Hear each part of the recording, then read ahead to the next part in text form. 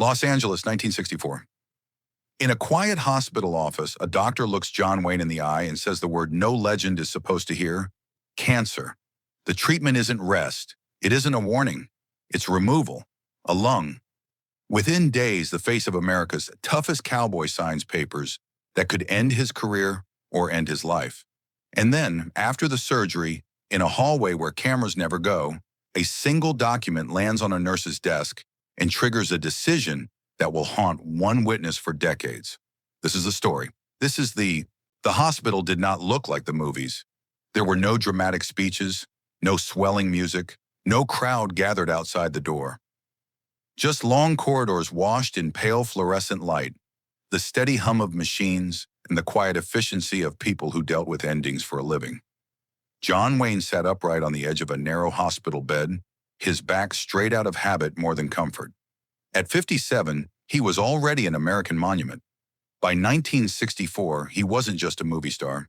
He was the movie star, the embodiment of strength, certainty, and the kind of masculinity that didn't ask permission or forgiveness. On screen, he had survived ambushes, wars, and deserts. He had outlasted younger men and walked away from gunfights without looking back. But here, in this room, none of that mattered. The doctor spoke carefully. Not softly, carefully. Lung cancer. Advanced enough that waiting wasn't an option. Radiation alone wouldn't do it. The only real chance was surgery. Radical surgery. One lung. The words hung in the air longer than the doctor intended. Wayne didn't interrupt. He didn't joke. He didn't posture. He simply listened, eyes fixed on a spot just above the doctor's shoulder, as if staring directly at the truth might give it too much power. For most men, losing a lung was a medical crisis. For John Wayne, it was something else entirely. It was an existential threat. His entire public identity was built on physical presence, the broad frame, the deliberate walk, the voice that carried authority without raising volume. Hollywood didn't sell Wayne as vulnerable. It sold him as immovable, and Wayne knew it. Outside that hospital room was a studio system that depended on him. Producers, crews, actors, and entire productions were tied to his reliability. Inside, it was a man being asked to accept that his body would never work the same way again. He thought about the roles he still wanted to play, the contracts already signed, the people who would lose work if he couldn't show up. He thought about the rumors that would follow him if word got out. In Hollywood, weakness traveled faster than truth. What he didn't say out loud was the thing that frightened him most. He was terrified of being seen as fragile. Growing up, Wayne had learned early that strength wasn't optional. Losing his football scholarship at USC after an injury had already taught him how quickly a man could fall out of favor. He had clawed his way back through B-Western obscurity, humiliation, and years of being dismissed as expendable. He had sworn never to be that vulnerable again. Now vulnerability was unavoidable. The surgery was scheduled quickly, too quickly to second guess. Friends and associates were told he was taking some time off. No details, no interviews, no public statements, just silence. In the days before the operation, Wayne walked the hospital halls when he could, moving slower than he liked, breathing shallower than he was used to. Nurses noticed him immediately, though few spoke to him directly. Some avoided eye contact, unsure whether to treat him as a patient or a legend. One nurse, a woman who had worked oncology long enough to recognize fear even when it wore confidence like armor, watched him pass each morning. She noticed how he paused at the end of the hallway, one hand lightly touching the wall, steadying himself before turning back. He never complained. He never asked for special treatment. When the day came, Wayne signed the consent forms without hesitation. His signature was firm, controlled, the handwriting of a man refusing to let his hand betray what his face would not. As he was wheeled toward the operating room, the doors closing behind him, there was no audience, no applause, no camera flash, just a man about to lose part of himself, and a world that would never be allowed to see the cost. And while surgeons prepared to open his chest elsewhere in the same hospital, another family was quietly discovering how little their suffering mattered to anyone with power. That collision between legend and anonymity was about to define what this story was really about. The operation took hours. On the other side of those closed doors, surgeons worked in a world measured in minutes and millimeters. They cut through skin and muscle, separated ribs, and reached into the chest where breath had always been automatic. When the left lung was removed, it did not look dramatic. It looked final. In recovery, John Wayne drifted in and out of consciousness, waking to a body that felt unfamiliar. Every inhale was work now. Every exhale carried a small, private panic. The first time he tried to speak, his throat produced only a rasp, and the sound startled him more than the pain. The nurse who had watched him in the hallway was there when he opened his eyes. She didn't call him Mr. Wayne, not at first. She called him Sir, the way she addressed men who were trying not to be afraid. He looked at her with a focus that felt too sharp for a man still coming back from anesthesia. His eyes moved to the oxygen tubing, then to her face, then away, as if he couldn't bear to see sympathy there. "Is it done?" he asked. "It's done," she said. His jaw tightened, and the smallest tremor passed through his hand. He hid it by closing his fingers into a fist. There were visitors, but not in the way people imagined. Hollywood had a talent for turning concern into spectacle, and Wayne would not allow his hospital bed to become a stage. A few close associates came quietly, a family member, a representative. Conversations were kept low and brief, like everyone understood that the man in the bed was not supposed to be seen like this. In the days that followed, the world outside the hospital continued to move. Cameras flashed at premieres. Studios announced schedules. Men in suits made plans that assumed John Wayne would be back on his feet soon. Inside the hospital, time moved differently. Wayne learned how to sit up without tearing something that felt stitched together with wire. He learned the rhythm of pain medication, the moments when it dulled the edges and the moments when it didn't. He learned how quickly breath ran out now. Walking a few steps to the window could leave him fighting for air, and the fight humiliated him more than he would ever admit. The nurse watched him refuse help. She watched him insist on doing small things alone, as if each one was a referendum on whether he still deserved to be John Wayne. He didn't talk about fear. He didn't talk about death. He talked about work. "How soon?" he asked the doctor. "How soon can I get back?" The doctor gave a careful answer, the kind that protected him from lawsuits and protected Wayne from the truth. "Weeks, not days. Months, not weeks." Recovery would not be cinematic. Wayne nodded as if he agreed, but his eyes said he was already somewhere else. He was already walking onto a set. He was already under lights. In another wing of the same hospital, a different kind of silence was spreading. A man named Frank Dalton sat in a chair that had seen too many tired bodies. Frank wasn't famous. He wasn't wealthy. He didn't have assistants or studio contracts. He had a job on his feet and a wife who was trying not to cry in front of their 12-year-old daughter. Frank's wife, Eleanor, clutched a purse that was too light to carry the kind of hope she needed it to carry. Their daughter, Rosie, swung her legs nervously, eyes fixed on the pattern of the floor, as if she could stare hard enough to make it change into something else.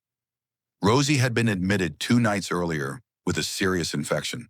Not a glamorous illness, not a story anyone would tell at a dinner party. Just a fast-spreading threat that required medicine they didn't have money for and time they couldn't afford to waste. A hospital administrator had spoken to them that morning, not cruelly, not kindly, neutrally. There were costs, there were forms, there were payments expected, there were numbers that didn't sound like numbers to Frank. They sounded like a verdict. Eleanor asked what families like theirs were supposed to do. The administrator gave the kind of answer systems always give when they want to sound human without changing anything. A payment plan, a charity application, some paperwork, some waiting. Frank listened and felt something inside him go numb. He had served in the Pacific as a young man. He had survived things that should have ended him. But nothing in war had prepared him for this. Watching his child fight for her life, while a stranger spoke about money like it mattered more than blood. Frank and Eleanor did not know John Wayne was in the same building. They did not know a legend was learning to breathe again a few hallways away. They were too busy learning how small they were in the face of institutions. That afternoon, the nurse who had been assigned to Wayne stepped into the administrative office with a stack of paperwork. She was efficient, steady, the kind of professional who could navigate both patient care and the machinery behind it. She placed one file on the desk, glanced at it, and froze. It was not Wayne's file. It was the Dalton account. She didn't mean to read it. It was simply there, open at the wrong moment, with a total written in dark ink, a number too large for a family like that to carry. She thought of Eleanor's face. She thought of the little girl's legs swinging like she was trying to kick away fear.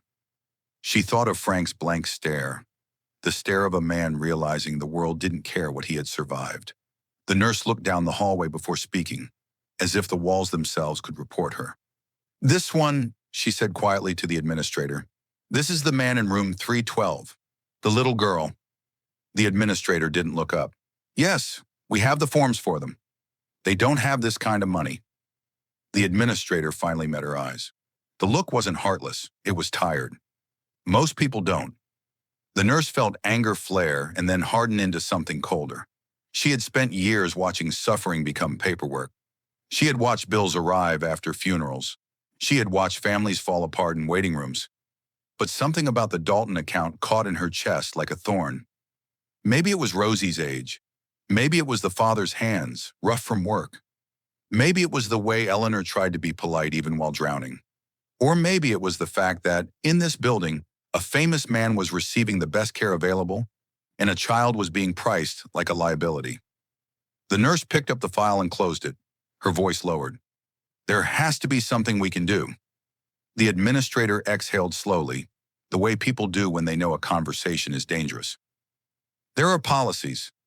Policies are for people who can afford to follow them," the nurse said before she could stop herself. The administrator's mouth tightened. "Watch it." She did. She watched her tone. She watched her words, but her eyes didn't soften. "What happens if they can't pay?" she asked. The administrator leaned back. "We treat the patient. That's not the issue. The issue is what happens after." The nurse held the file like it weighed more than paper. She wanted to argue. She wanted to shout. She wanted to walk back into Rosie's room and promise them the world wasn't as cruel as it seemed. But promises didn't clear balances. She left the office and walked down the corridor, past doors that held pain, past nurses who had learned to keep moving, past a janitor who whistled softly as if trying to drown out the sadness. When she reached Wayne's room, she paused before entering. She told herself she was there to check vitals. She told herself she was there to do her job. But when she stepped inside, she saw him sitting up, alone, staring at his hands as if calculating what they could still do. He looked up when she entered. For a moment, he looked smaller than the man on posters. Not weak, just human. He could see something on her face. Wayne had spent his entire career reading people. He had faced cameras, crowds, directors, politicians. He knew when someone walked into a room carrying something heavy. "What is it?" he asked. The nurse hesitated. The safe thing was to say nothing. The professional thing was to stay in her lane.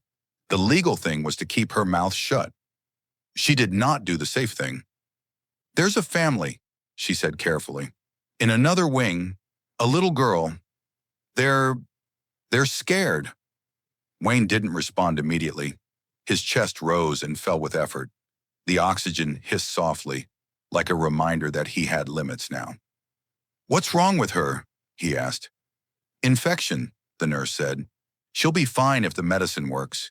But the bill is more than they make in a year." Wayne's eyes narrowed, not in confusion, but in focus, the way they did in his films right before he decided what kind of man he was going to be in the next 10 seconds. The nurse felt her own pulse quicken. She hadn't planned to tell him the amount. She hadn't planned to pull him into her anger. She hadn't even planned to say "bill" out loud. But now it was said. Now it existed between them. Wayne looked away toward the window. Outside, the city was moving. People were living ordinary lives. Somewhere, a studio executive was probably laughing at lunch. They did on paper. Filming was scheduled cautiously at first. Short days, limited movement, chairs placed just out of frame so he could sit between takes. No one said the word lung. No one said the word weak. Hollywood had always been fluent in denial. On his first day back on set, Wayne walked slower than usual. The familiar weight of wardrobe felt heavier now. Lights burned hotter. The air on the soundstage seemed thinner, like it was rationed. A younger actor watched him from across the set, whispering to a crew member. Wayne caught it. He always did. The glance, the calculation, the unspoken question of whether the old man still had it. Wayne said nothing. He adjusted his stance, planted his feet, lifted his chin. When the camera rolled, he delivered the line without rushing it, voice steady but measured. He did not overpower the moment. He let it breathe. Ironically, that restraint made it stronger.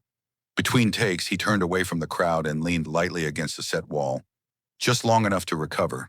The nurse's words came back to him then, uninvited. They don't need to thank me. They need to breathe. He thought of the little girl he would never meet, of the envelope that left his room without his name, of the way that decision had felt more honest than any role he had ever played. Midway through the day, the limits arrived without warning. A scene called for him to cross the set, deliver a confrontation, and turn sharply toward the camera. It was nothing by old standards. He had done far worse with broken bones and fevers. This time, halfway through the movement, his chest tightened. Not pain, pressure. The air didn't come when he expected it to. His vision narrowed, the edges of the set blurring like a lens going out of focus. For a split second, the legend slipped, and what stood there was a man negotiating with his own body. The director started to call cut. Wayne lifted a hand, not dramatically, not angrily, just enough. "Give me a second," he said. The set went silent. Crew members froze, unsure where to look. The younger actor shifted his weight, suddenly aware that he was witnessing something that didn't belong to him. Wayne stood still, eyes closed, counting breaths the way he had learned to do alone at night. In, out, slower. Control was everything. When he opened his eyes, they were clear. "Roll it," he said. The director hesitated, then nodded. Wayne finished the scene. Not perfectly, not powerfully in the old way, but truthfully. When it was over, no one applauded. They didn't need to. Something more important had happened. That night, alone again, Wayne sat in a chair by the window, city lights stretching below him. He placed a hand on his chest, feeling the uneven rise and fall, and allowed himself one thought he would never say out loud. Surviving had taken courage, but staying invisible when it mattered most, that had taken something else entirely. And the cost of that choice was only beginning to reveal itself. In the months after the surgery, John Wayne became two men at once. There was the man the public saw, the familiar silhouette, the steady voice, the confident stride carefully rebuilt step by step. And there was the man only a handful of people knew, someone who measured his days in breaths and planned every movement like it mattered, because now it did. Hollywood helped him hide it. That was what Hollywood was good at. Scenes were rewritten without announcing why. Blocking was adjusted so he could sit or lean without looking like he needed to. Costumes were tailored to conceal the subtle weight changes that came with recovery. Editors trimmed seconds where his breathing looked heavy. The machine protected the myth because the myth was profitable. But the people closest to him noticed the difference. Wayne became quieter in certain moments. Not kinder in the sentimental way people like to imagine, but more precise, more deliberate. Like a man who understood that time wasn't unlimited and that words had to earn their place. When he laughed, it didn't last as long. When he walked into a room, he still filled it, but there was a new awareness in his eyes as if he was taking inventory. Who was working too hard? Who looked tired? Who carried something they weren't saying? And once you see that kind of weight in other people, it's difficult to ignore it. The nurse never told anyone the details. Not because she was afraid, but because she understood the rule Wayne had given her. No names. She watched the Dalton family leave the hospital days later. Eleanor cried when the doctor said Rosie would be fine. Frank didn't cry. He simply held his daughter's hand like he'd been waiting his whole life to touch something that mattered more than war, more than pride, more than money. They asked the nurse questions. Who did this? Why would someone do this? The nurse gave them the only answer she could. Someone who didn't want you to owe him anything. Frank stared at her for a long moment, the way men do when they're trying to decide whether the world is still worth trusting. Then he nodded once, and that was all. Years passed. Wayne returned fully to work. He made films. He fought battles on screen. He played heroes the country wanted to believe in. And when people spoke about him surviving cancer, they framed it as toughness, as if grit alone had cut the tumor out of his chest. They didn't understand what surviving actually required. It required humiliation, breathlessness, the private terror of waking in the night and wondering if the next inhale would arrive on time.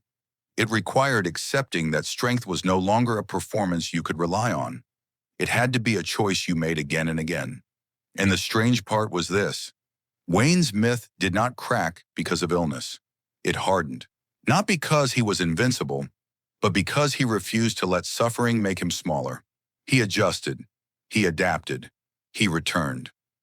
In a culture that worshipped endless power, he created the illusion of endless power while living with the reality that it was finite. But the real lesson of that year wasn't the surgery, it was the envelope. Because that single act exposed something most people never want to admit. Fame doesn't automatically make a man good, and goodness doesn't require an audience. Wayne could have turned charity into headlines. He could have insisted on being thanked. He could have used the moment as proof that he was exactly who the posters claimed. Instead, he chose invisibility. He chose to do something that mattered and then vanish from it. That choice revealed the difference between pride and principle. Pride needs witnesses. Principle doesn't.